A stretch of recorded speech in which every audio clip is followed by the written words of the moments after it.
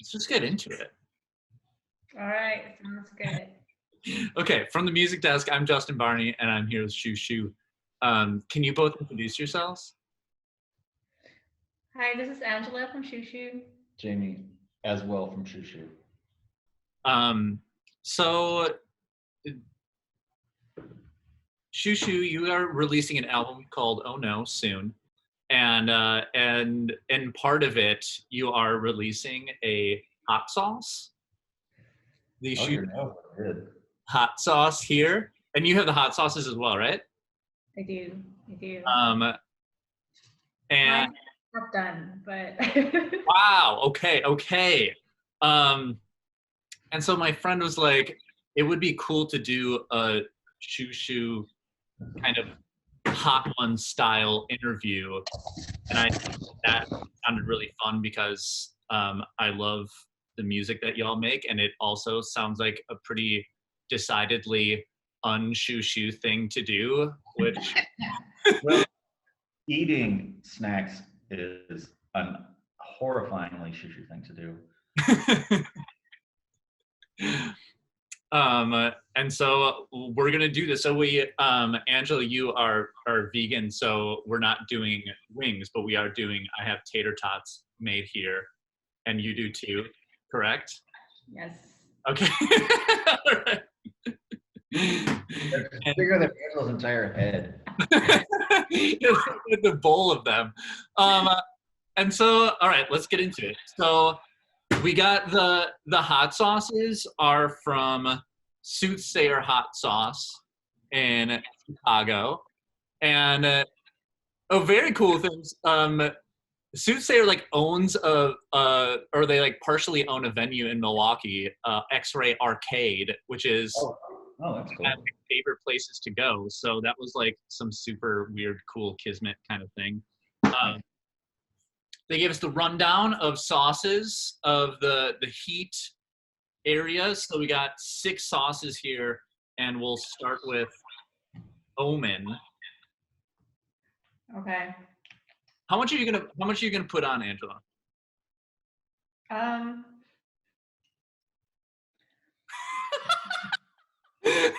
Oh my. Gross. You is gross. That's pretty good. Just a dab. Wow. Good. All right, let's start with the dab. Okay. So this one has jalapeno and garlic. Angela just started chugging the hot sauce. Just I was tasting it. mad to start. All right, let's do it.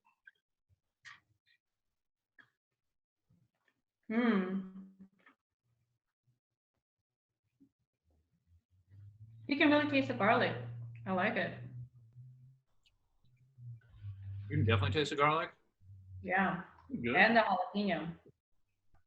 I mean, I think it's pretty direct. I think so too. So then the thing is like, well, I'll ask you questions while we're eating these. And the first one will start pretty easy is how did you two meet and start collabing? We met at the let's see, we had a tour manager and still have as a friend someone who was friends with a bunch of Angela's friends. That's a lot of friends. We met through a former tour manager. We had a super ass long drive and we're getting incredibly bored. So he was just randomly calling friends of his, and he called Angela, and she just started talking to us in German over the phone, which we thought was funny. And when the tour was over, we met in the parking lot of a Trader Joe's in Emeryville, California. And she and I became fast friends, and we're friends for maybe four years before she actually joined the band fully joined the band in 2010. But she had contributed lyrics to a couple of things before that, but it would be nothing without her for the last 10 years. I think submitted to the poor choice of joining Xiu Xiu. I think becoming friends is a really interesting thing because you meet people all the time, and then to like become like really close friends, it's like you really have to like have a connection to decide like this is the person that I'm going to like spend my time with. Jamie, what did you see in Angela? What was like your big kind of connecting thing that you were like As pals or as bandmates? as pals? Snacks. Snacks. She's less cuckoo now, but when we first met, I was at one of the most cuckoo points of my life, and she seemed to be also. So that we had we still do, but at the time even more so, had a tolerance for complementary chaos. So we just understood each other on a pretty fundamental level of mayhem. We caused a lot more trouble then than we do now. It sounds really trashy saying it now, but we got kicked out of a lot of bars together. Oh, that's true. We did. Like a lot of dance nights, a lot of bars, and this continued pretty well into like some of the touring too. Yeah. We will get kicked out of the venues that we just played in when they do like dance nights after. Yeah. And tell me a story of one time that you got kicked out of a bar together and We why. got chased out of a bar once in Durham, North Carolina. This was not a cool thing to do, and I don't recommend doing this, but we were super drunk. And you know, sometimes bars will have a huge like pyramid of pint glasses or something. It was New Year's Eve. Oh, alongside of the bar. Yeah, we were just sort of disgusted by the people in the bar, so we just rolled our arms over it and went and probably smashed maybe 400 pint glasses onto the ground. But luckily the bar was crowded, so we could see the bouncers coming after us, but there were a couple people behind, so we just sort of made our way through the crowd, and then someone escaped unarrested. But it was stuff like that.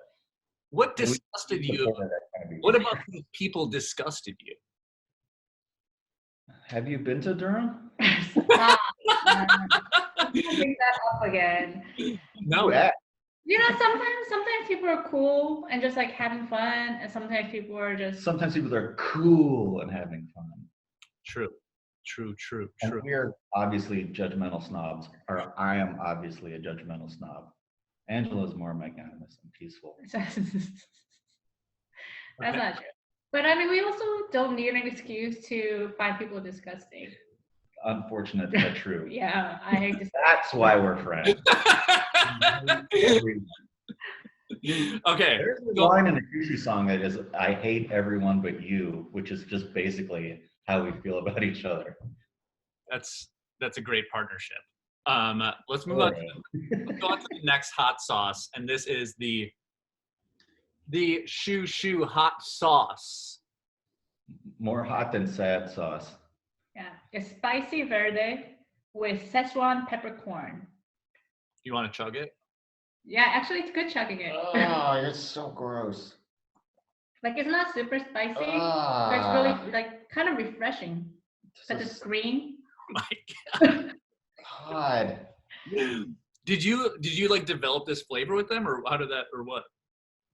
Unfortunately, like not to the extent that we could have because we just didn't have a lot of time. Yeah. But they just gave us a list of ingredients that we could use, and then when we saw Szechuan peppers, it reminded me of that time we were in. Actually, we played a show in China, and they took us to a Szechuan restaurant, and there were a bunch of like, it was a dish made out of all Szechuan peppercorns. And we each just took a huge spoonful of the peppercorns and just sat there because it was the first time in my life where I ate something not just spicy but completely numbing. Yeah, that's what. I like could not talk and just sat there like staring into space for a solid 5 minutes. So I picked the peppercorns. It's good. Yeah, there's a restaurant I just ate at here in Milwaukee called Szechuan. That's what they do. Mm-hmm. So Angela, in the write-up for Rumpus Room, you talked about a story of shoplifting Flaming Hot Cheetos as a kid.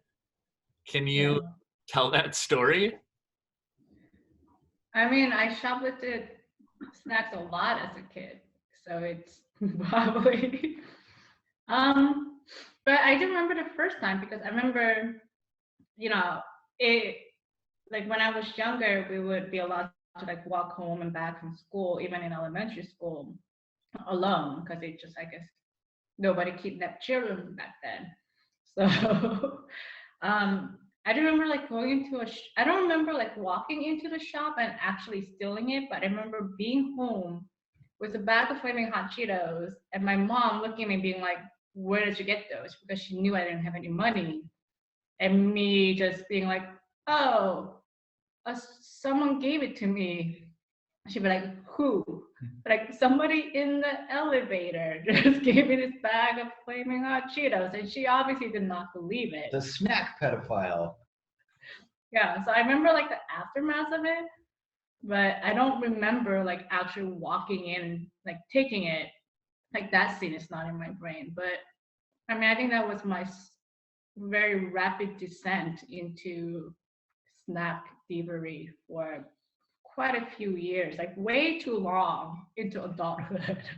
Jamie, what is the first thing that you ever shoplifted? I didn't really shoplift that many times, and let's see. When I was in college, I didn't have any money, so I used to steal most of my textbooks. I don't recommend. Where'd you go to college? I just went to like garbage BS colleges in Southern California and the Bay Area. Nowhere impressive. I wasn't very devoted to school, clearly, because I did try to steal an Ornette Coleman cassette from Tower Records, and I was caught. So the security guard who attempted to arrest me looked at the Ornette Coleman cassette and just realized, obviously, if you're stealing an Ornette Coleman cassette, you're a dork. Was it The Shape of Jazz? I was not a career criminal. And he just told me to leave. They took my Polaroid, put it in the store by the register. I could never come back in there again. One time I needed to go shopping for something, so I did walk in and I had completely wrapped an Afghan blanket around my head, which obviously made me a lot less conspicuous than that I just walked in. And they figured out it was me almost immediately and made me leave. And then I quit stealing stuff after that.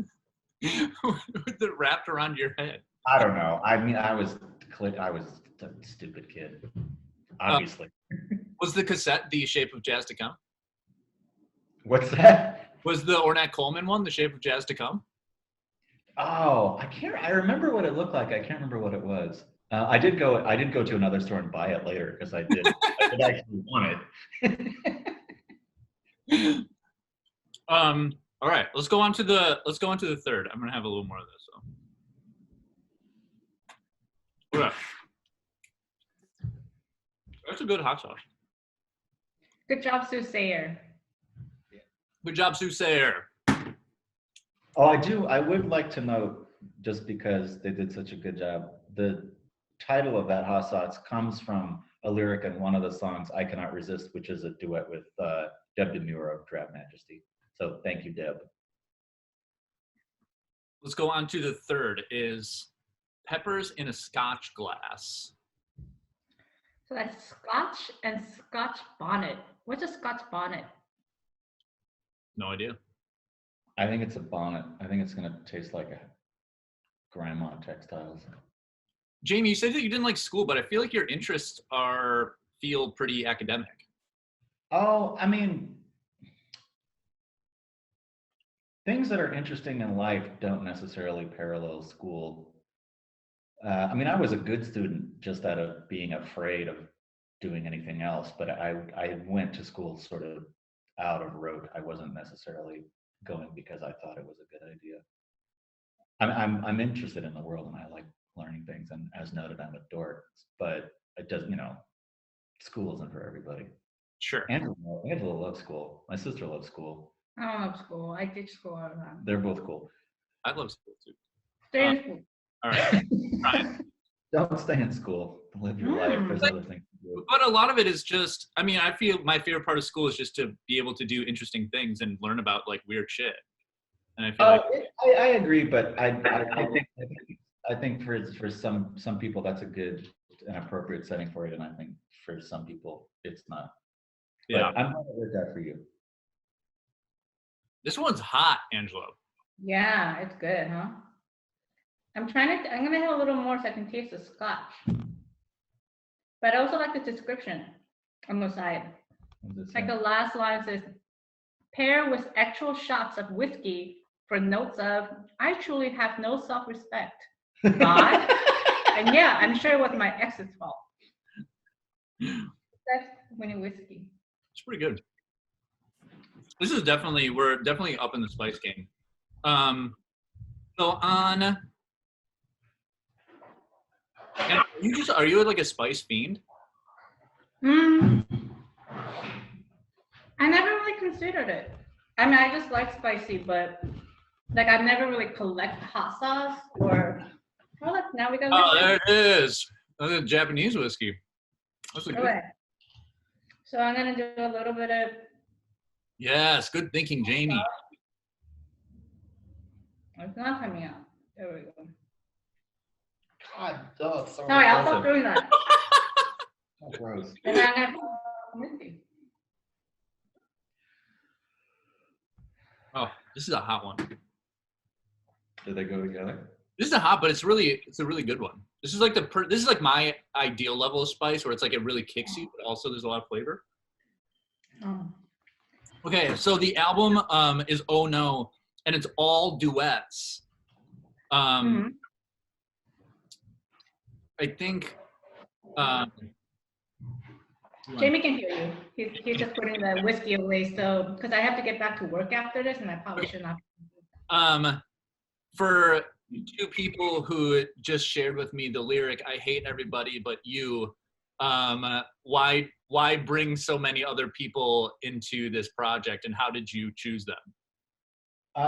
Well, it's not unrelated to the line, I hate everyone but you. There was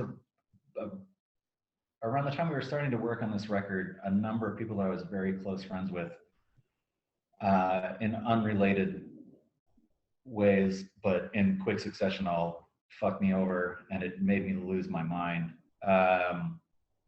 And then not long afterwards, a lot of people who I had not expected to hear from checked in on me to make sure that I was doing okay.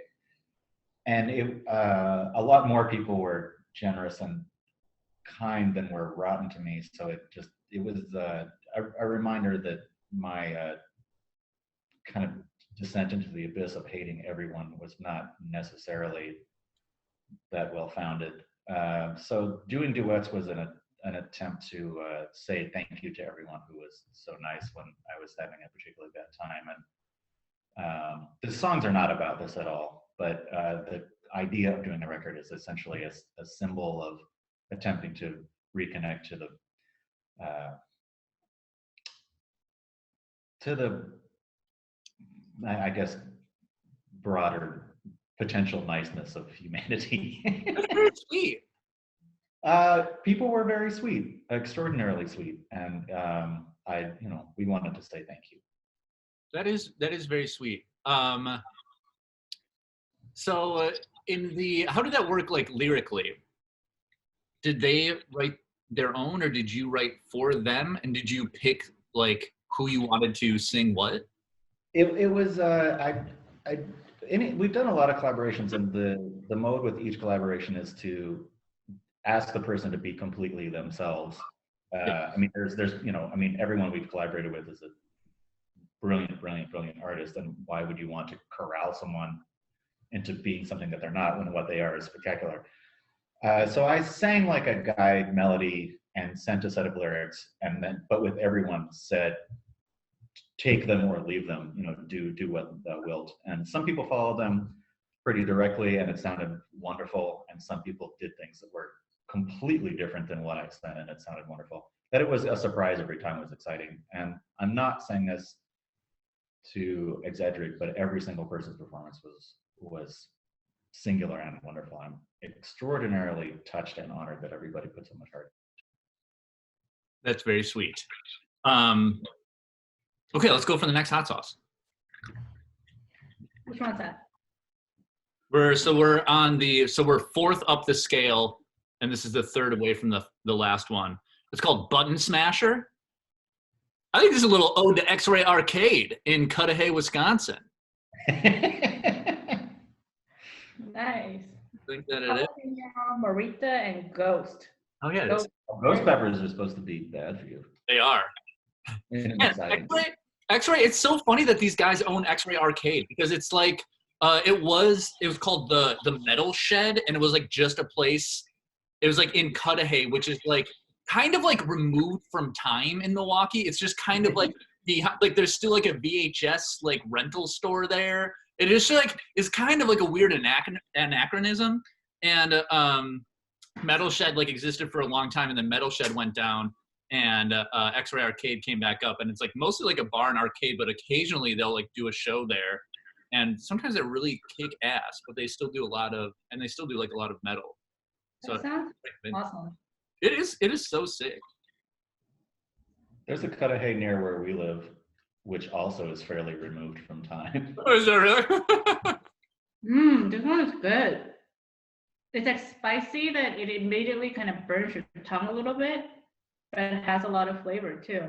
There's And it's like no really smoky in this. there's no way that you could see this over the cloudy Zoom, but Angela's beginning to perspire. I know. Which is a sign of I think a adventurous spice. I get Asian glow too when I drink alcohol, and just like the heat on heat is really getting me a little flushed, a little. This one, I feel like maybe we're just not getting the spice as the one before. It's a different type of spice. Like the other spice, I almost feel like was really like your entire face, but this one you can really feel it almost like numbing your tongue. It's prickly. Yeah. Okay.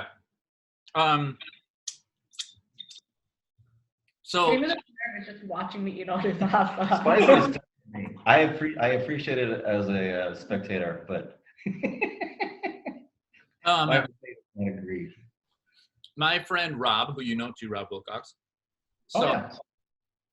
Hi, Rob. now it's hitting me in like the back of the throat. My friend Rob saw you at the Guggenheim playing an extended song about demonic possession based on firsthand accounts of exorcisms and modern day history as part as Davo's Take My Breath Away exhibition. Could you talk about what the experience of, did you have to look into demonic possession in modern history? There was a few routes to it.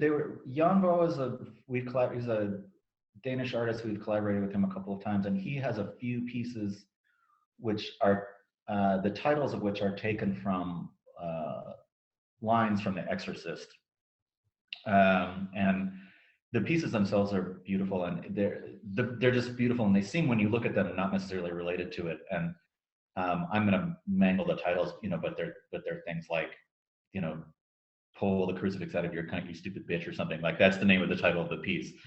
Yeah. And I, in addition to not being able to do with hot sauce, I can't really deal with scary movies at all, but I'm interested in them. Interesting. I like reading the plots of scary movies, and I like listening to scary music, but I can't actually watch the movies. Interesting. But the pieces sort of sparked an interest in the idea of demonic possession. And both, basically from the Middle Ages up until the present day. And there was, after The Exorcist came out, there was as one would expect, they became much more widespread in Western culture. And for some reason, particularly in Germany and Austria. So there were a number of firsthand accounts. And at the time, it was kind of the beginning of home recording too. And a lot of people were recording exorcisms, like making tapes of them. So I listened to a number of those. And the point of the piece was to try to illustrate what it would be like to be either literally or figuratively possessed, like from the perspective of the person who is possessed, the things that they're seeing and what they're experiencing physically, emotionally, or visually, or spiritually. It was a fairly prurient pursuit. I mean, it wasn't. I mean, it's not the most redeemable thing to just go down the path of the worst possible thing that somebody could potentially be experiencing for no reason other than curiosity. Right. It wasn't a commentary on anything. It was just genuinely out of Well, the interest in the dark side. what do you? And then sorry, go ahead. I was gonna say, what do you think is going on with demonic possession? Generally in the world. I mean, What's up with you, demonic possession? what's the deal with demonic possession? Do you think that a person can be possessed by a demon? Do you think that demons exist? I mean, I think in some ways, like it kind of depends on what people mean by demonic or ghosts or spirits or something. Like, I come from a pretty interesting background, in the sense that my extended family from Korea, like Korea has a pretty deep and rich mythological history, which includes demons and spirits and different gods. And a lot of that has been distilled kind of over the generations into different, like we can call them superstitions or myths or beliefs, but basically like people just, it was a part of their daily life and understanding of how the world operated. And then, that also got interfused as my family, different generations became Catholic or Christian, and to varying degrees within family members, a lot of the superstition got incorporated also with this like new religion. And so like when I was growing up, it was this crazy mix of like going to church all the time, but also people will get possessed by ghosts, and like there will be preachers going around getting exorcised, and then like different superstitions, like believing that certain bad people in the world were like satanic, like literally satanic, like demon worshippers and things like that. So, and then different dreams had a lot of meaning. The things I used to see as a child, like whether they were a dream or real, like most, I think, Western practical person, but again, I forget it. Like it was nothing. But then, a lot of times they have certain meaning depending on different members of my family who subscribe to different levels. So I think it's complicated. I am a little bit like an agnostic when it comes to ghosts or spirits or things like that, but I don't necessarily think it's like this one form, or like the Satan with the horns, or these type of Satans per se. Like I think just as God is so varied and it comes in different levels of spirituality to people, it's the same thing, and a lot of it is also what individuals subscribe to and want to believe that affect how they experience and see these. Yeah. I think it's too complicated an issue for there to be an absolute on it. I mean, there may be none in some person's reality, but in another person's reality, they could be everywhere. I mean, there's no way to know. So being as flexible about it as possible seems the most reasonable way to consider it. Yeah. When it's something so almost apparently unreasonable. Yeah. I think, yeah, I agree with that. Have you been possessed by a demon? I have not, no, but I grew up religious, and I know how.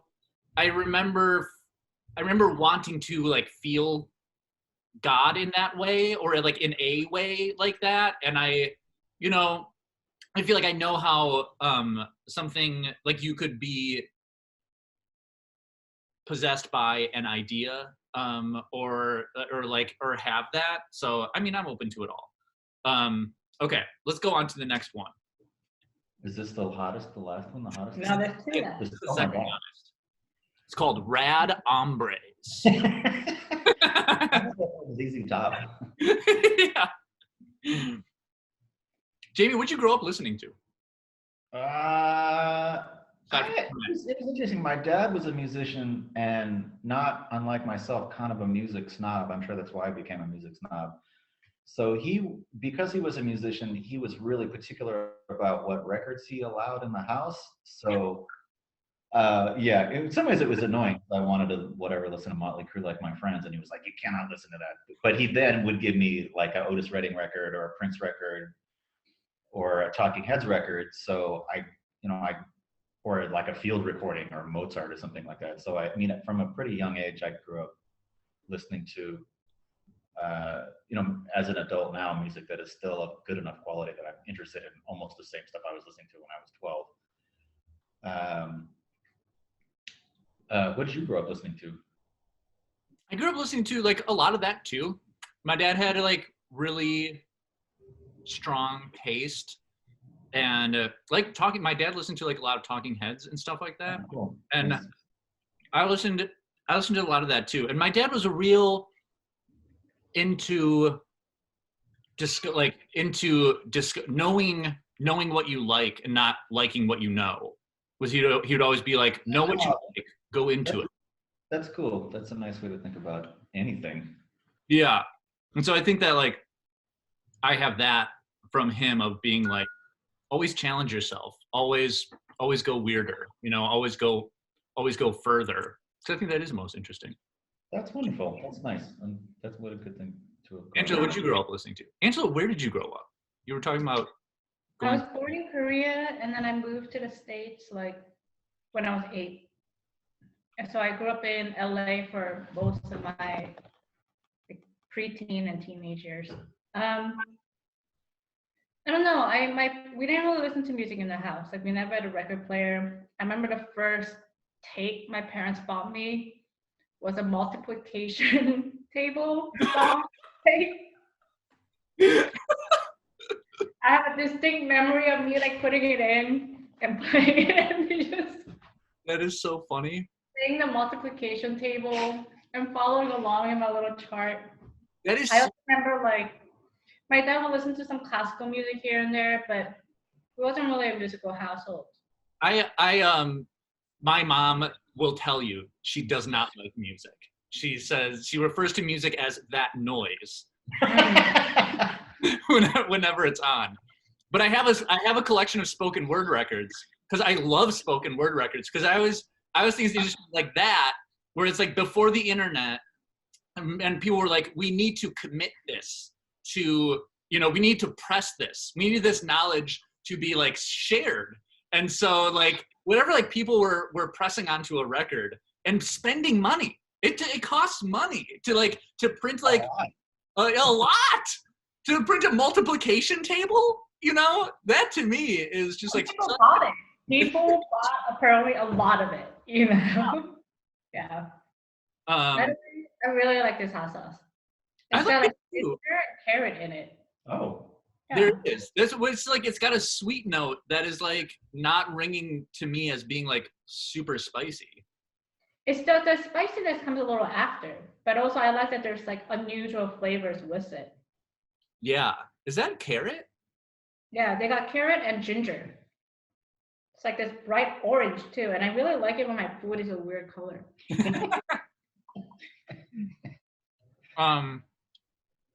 I had read that, Jamie, that you're into Russian criminal tattoos. Oh, yeah. I was because he's so I was looking to see if I mean, again, I try not to be all that analytical about what I pursue, possibly because self-reflection leads to self-knowledge, which is terrifying. I mean, it's just more prurience.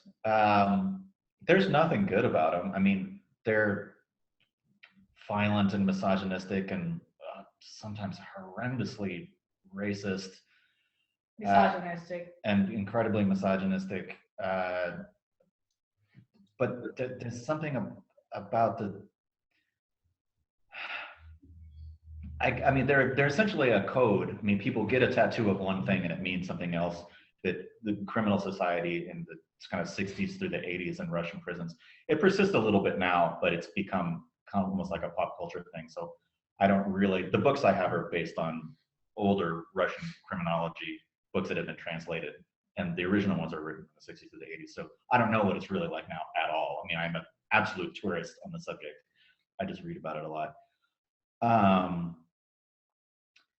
And I mean, it's just a way for criminals to communicate rank with each other within one of the gnarliest prison systems that has existed in human history. And there's something about their attempt to have a functioning criminal society that is then run by another functioning criminal society, i.e. the communist government, and to kind of, kind of keep their rank and file in order while they're also being smashed down. That's really interesting. But at the same time, the criminal society is like, it's not like a laudable society. Right. These are horrible people with horrible belief systems who do horrible things. Well, not all of them. I mean, there are people who were there because they were sex workers, or I mean, I think that's the interesting part too, is all the symbols that communicate who they are and what they're in there for. Well, a lot of the tattoos for people who were sex workers are basically to let other criminals know that these people were sex workers. So feel free to rape them as often as you like. It wasn't like sex workers had their own kind of society and as a way for them to support each other. I mean, the tattoos that they got were for the sort of violent sociopaths to know who they could easily use whenever they wanted. Yeah, a kind of functional visual art as language. Exactly. But the symbolism is absolutely fascinating, and in and of itself is, it's hard to use this word, but some of them are aesthetically beautiful, but then you look at what they mean and it is at times actually shocking. Yeah. Art as function. Yeah. Horrible function. Yeah. And a dark one. Okay. You ready to move on to the final one? I'm feeling it in my ears. You're a mighty being. How are you feeling it? I got some like sweat drops on my nose. Yeah. So when I get heated, I just start sweating from my nose and then it spreads to the rest of my face. Yeah. I got some sweat. Right, this is the hottest one. This is called As for the Pandemic. Kaya.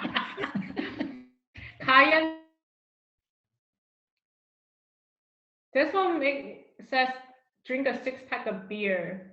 I don't think I can do that before my work thing, but I gotta go to a press conference. Okay. All right. Are you ready for it? Oh yeah. Sorry, I sounded too excited when I said that. No way, man. Always be excited.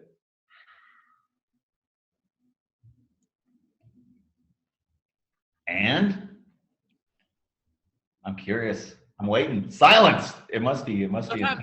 Sometimes it like takes a minute to like build that heat. And so you want to chug it? You want to chug it? I'll close my eyes. Do what you will. Holy shit. Oh no. You need some water. Oh, now it's like spreading all over my mouth. Yeah. Wow. Chugging is definitely the way to get the it's all like spice. Yeah. To go along with that visual, I feel like imagery has been a part of a lot of your albums. What is some of the visual inspiration for this album? There are a number of plant references. Just specific plants are mentioned many times, and specific endangered creatures. It's hard to. I can hear Angela like literally whimpering a foot away. I know. I am like all off the lips. Gastronomic suffering. Processed potatoes. What are some of the plants that you mentioned? Red colored tears. Bleeding from every orifice. Cafe of regret. I'm like, I want to go farther. Wow. What's farther? Crushed glass? Like, what's after this? Should we mix all the hot sauce together? Yeah, that's it. I feel like sometimes like you have something like super hot, and you're just like you're like devastated. I'm not devastated. What is a hot sauce that has devastated you? Okay, so in Wisconsin, Normally, this many tears is not common. The last chugging really just, I think I chugged a lot. in Wisconsin, we have a thing, the Wisconsin State Fair, and there's an expo center that has hot sauces, and you can like try them, and it's like a thing that me and my dad and my brother will always like try the hottest, and then it'll just be like knock you out for like an hour. What's the physical result of eating the hottest? What happens to you? For me, I get like a pain in the ear. Oh. It's the weirdest one. But sometimes, you know, it's like we have like wasabi where it'll like knock off the like front of your face. It's like that, but through your whole head. Yeah. Wow.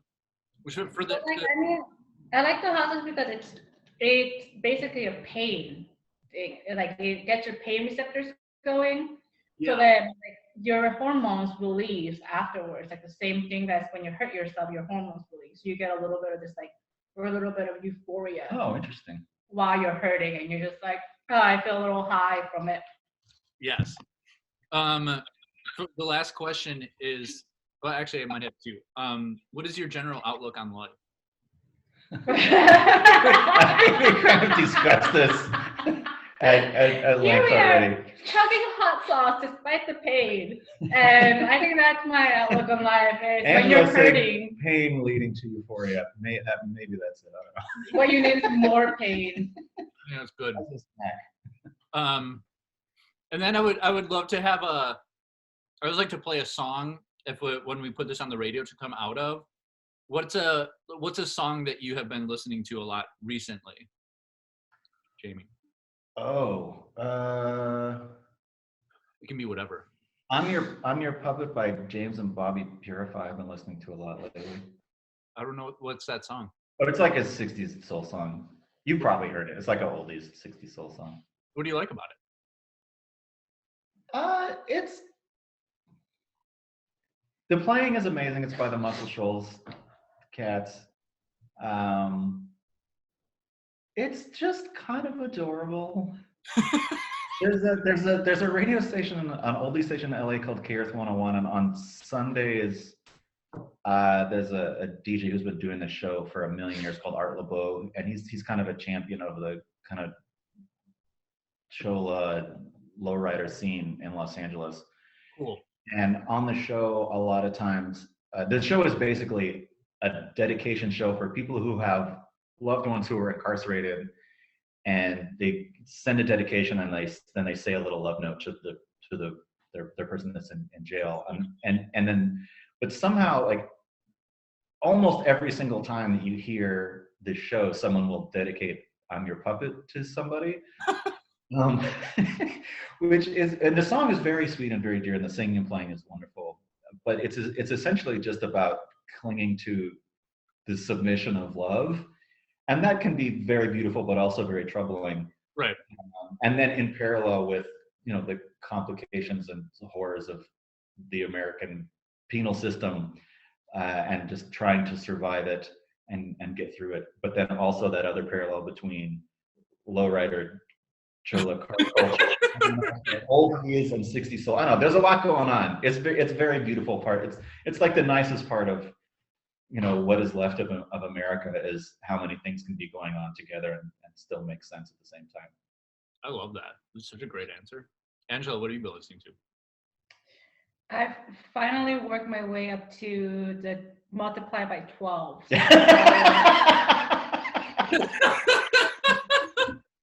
You did it. Your mom is going to be so proud. Oh, what a great callback. Hey. So I mixed all the hot sauce. Oh, it's okay. All the hot sauce? I mixed all of them. Did you try it? So I'm going to... Oh. It's better separate. It just tastes like a licking the bottom of like Satan's foot after you walk through a mixed pepper field. Wow, that's a good answer. That was very vivid. Yeah. Okay. That is the interview. Justin, that was a delight. Thank you. Thank you, Jamie. Thank you, Angela, for doing this. Thank you for the upcoming Oh No. Thanks. This was fun. All right. Have a good day. Bye. Thank you, and bye.